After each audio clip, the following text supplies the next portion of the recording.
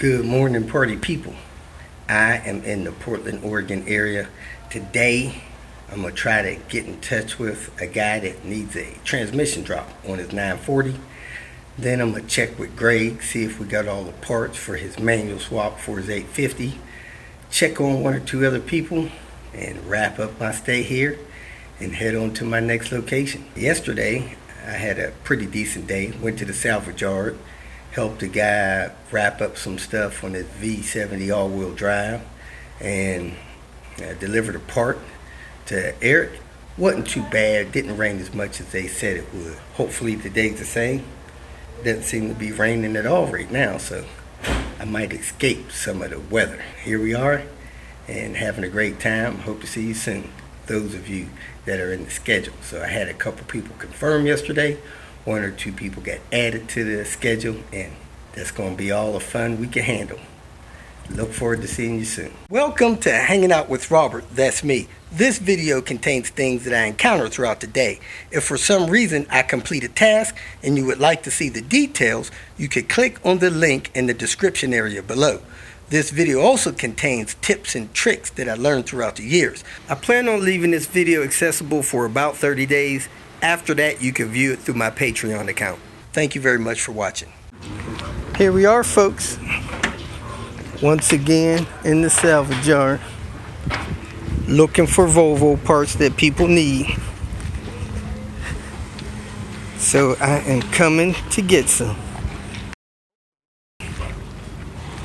Hopefully they have what I need. Fingers crossed. Last time I think we were down this next aisle taking parts off this S70. So I'm gonna go check, see if it's got a couple of parts and go from there. Seems like this yard gets bigger every time I come. But I guess that's the way it is.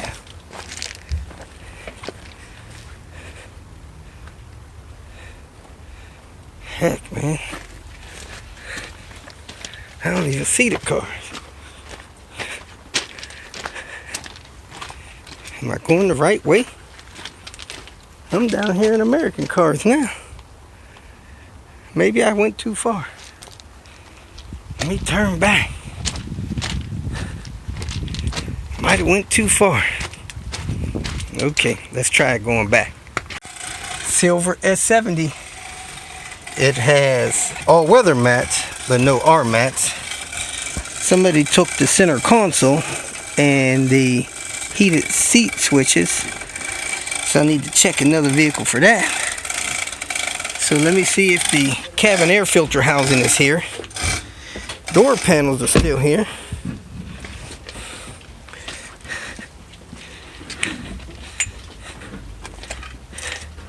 Somebody needs this AC line, but that may be damaged because that thing looks crushed.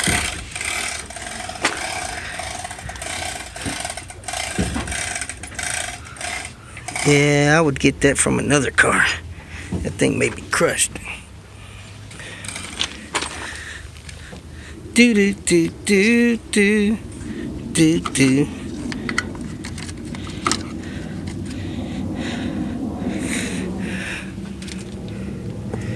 And if it ain't crushed, it's near impossible to get out with all the stuff pushed against it. Let me see if I got a cabin air filter housing. And that'll probably be all I need. I might buy this dipstick too, even though they're cheap. I got a couple things. Cabin air filter housing, which of course you can get from IPD if you don't have access to a salvage yard. I think you should get one. Protects your blower motor, evaporator from dirt, stuff like that. And the dipstick, we'll see how much they want for that. They also sell those through IPD and a few other Volvo vendors. 67 GTO. Man, that freaking engine looks like brand new. And this is the factory color. Oh yeah, I know. I've seen a few of them. Whoo-wee. Robert, when this thing is running, I can hear him sitting at the light at Burgerville. Gulping down gas. Yes. You guys ever take it to any shows, Cars and Coffees, anything like that? He took it to several car shows when my younger brother was alive and had a hot rod shop. Oh, But Lord. Not having it around in 10 years. He got our business over in Sunny Boulevard and went up the street here, Oriented Rock. Well, Man, Les- this thing is Les- sweet. Les runs the business. He does all that, and there's no time for car shows. He's running 2 businesses. Who painted it for him? Guy out in Clackamas, Oregon. He's also got a 65. Man, this freaking paint looks better than gosh dang new car paint. And he's got a couple of judges. My younger We got a 98 V70 all-wheel drive here. That is going to be for sale soon. We just have to get a couple things put back together. Got a fresh alternator. A few other things are apart that needs to be put together. it's got a fresh. And it's going to have a fresh firewall junction and stuff like that. So stay tuned. We're going to try to get this thing back together, starting with this alternator install. I mean, it had all polished up and everything. Nobody would. Got the alternator in, power steering pump in, vacuum line over there on. We're making progress. We got some stuff going on. We're going to replace the lifts on this back hatch. Pull this down. Going to pull this out and access those lifts, baby. Here it goes, folks. Let that thing go. First time. Goes up on its own. Back on this 740, about to put that driver's side mount in there, and got the intake manifold things back on, a lot of the wire harness back hooked up. You're ready to slide this rear main seal in and make this transmission up to this thing so we can lower this thing in place. Should take about 15 minutes according to the Red Block pros. Get that rear main seal in a certain depth the whole way around. Use the white block rear main tool even didn't fit. It fit around most of that crank to push that thing on. It almost got jammed on, but it didn't. But it looks like it's evenly set in there around the lip. Now we're going to pull this distributor, make sure that's dry. Change the heater hoses because we had to cut those. Then we'll be ready to check the front timing area, make sure there ain't no oil up there.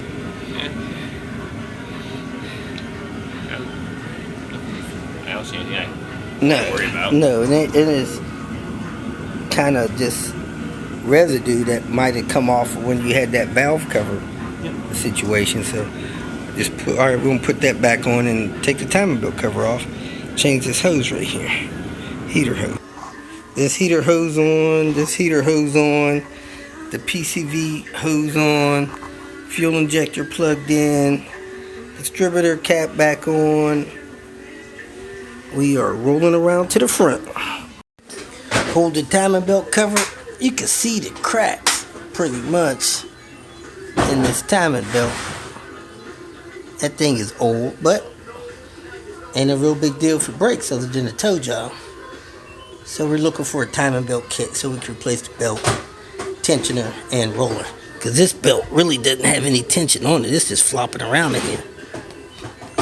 I could play a banjo song on that thing. Think possibly this oil pump gasket is seeping, so we're not going to mess with that.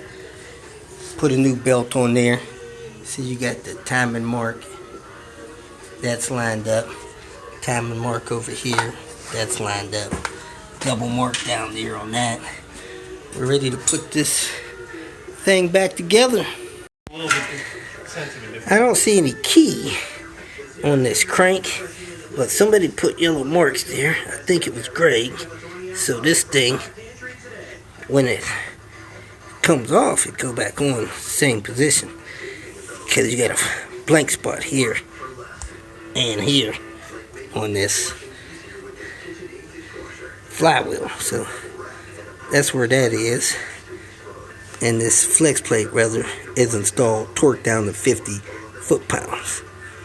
So next we're gonna get this transmission prepared. We clean the mating surface off. We push this torque converter on, and it stopped. It didn't go all the way back in there. But if you see this, it's back in there further. So you got to make sure you get that thing to fall back past level, or it's not fall within its key. So now we're going to go ahead and make this transmission up to the engine and move forward. Tried to roll the engine over after we had the transmission up there to get the torque converter bolts in, and couldn't roll the engine over because it's supposed to go spacer, flex plate, that little shield, then the bolts. So that spacer there is supposed to be between the engine crank and the flex plate. So we can't even, you can also see that the sensor is off from the flex plate. So don't do what I did. I think we are ready to drop this thing in, baby. We just got to hook up the lines once we get it in. We got the kick down cable attached. We got the mount brackets in. Everything that I could think we need to get in before we have this thing in. We got the crank sensor in. I think we're ready to drop this thing in and hook it up. Got the starter in and everything.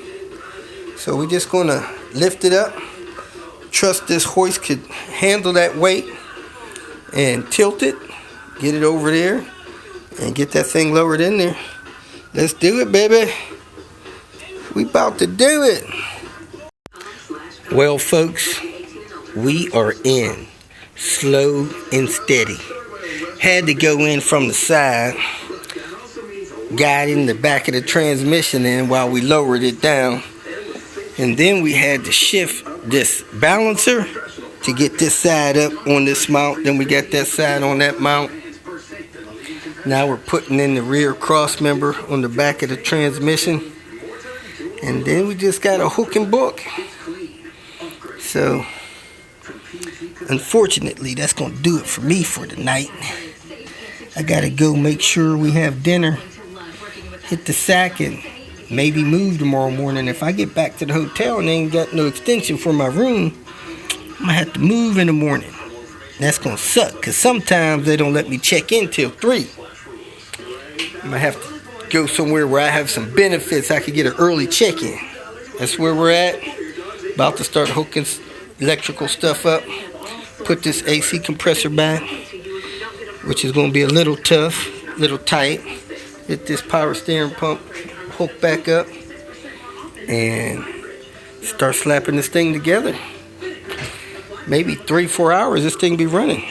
If you feel that this information was useful, please like it and share it with your social media friends.